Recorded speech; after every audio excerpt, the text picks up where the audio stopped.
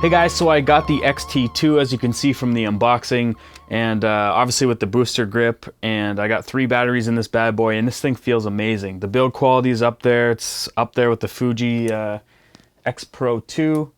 Obviously different cameras, different uses, but you can still compare them because they came out this year and they have the same sensor and the same processor as far as files and the type of JPEGs you're going to be getting from it.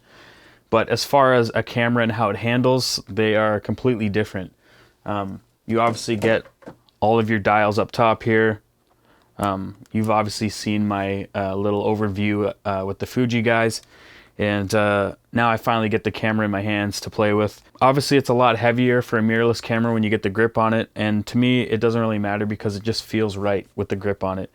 And obviously it's bigger than the X Pro 2. And it's starting to go back to almost a DSLR size camera, but not in thickness. If you look at the Nikon D500 without the grip, look how much thicker it is. So I mean, whatever, it's not that big of a deal. I'm here to talk about my first impressions with it. And the dials feel nice. They all kind of have like a dampened feel to them with the click locks on them. The buttons are all kind of dampened, even the back buttons around the menu here. The joystick, you've got a nice lock on the SD card door. The X Pro 2 does not have that. It just kind of flips open. But there's no lock on the other side with the USB ports and the mic input and the HDMI out. One cool thing you can do with this battery grip, it came with a power brick, and you can actually charge both batteries inside of the power grip. And charges it apparently as fast as it does to do one. So if you really need to do both batteries in here at the end of the day, that's pretty cool. I know for myself, I like taking them out because I'm just going to put new batteries in. If I'm running out of batteries, it probably means I need new ones. So for me, I'll probably still be taking them out and dropping them in another charger. One thing I'd like to see is a dual charger. That'd be pretty cool. So I took this thing out to the airport just to do some autofocus tracking on planes. I know it's not as crazy as, having like lots of distractions behind a subject because the sky is just open, right?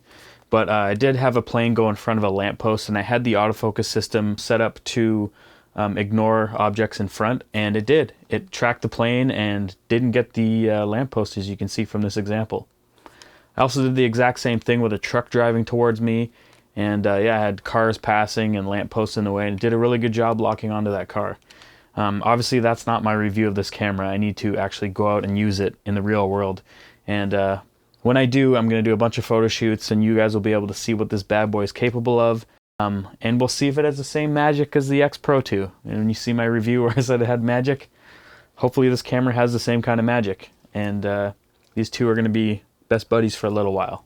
The biggest thing I noticed is the buttons on the back, how they have kind of a dampened sound to them compared to the X Pro 2, and I'll show you what that sounds like. I'll just hold it up to the mic here.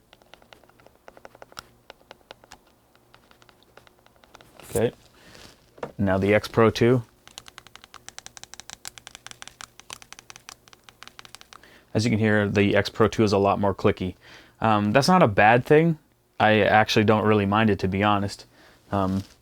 It's just a little bit more quieter on here, and the buttons feel a little bit more stiff, and that could just be better weather sealing, I'm not sure. But yeah, this is my first kind of impression of the camera. The build quality is amazing.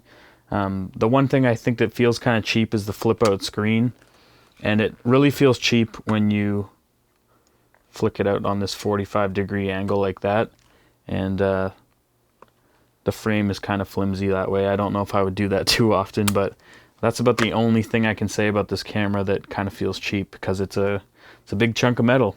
The battery grip's obviously plastic, but you got awesome build quality, made in Japan, just like the X Pro 2, and same sensor, same processor, except this does 4K video, and the autofocus system is not even a step up from this. It's like beyond a step up from this. So I'm excited to do a review on this camera, so stay tuned for that.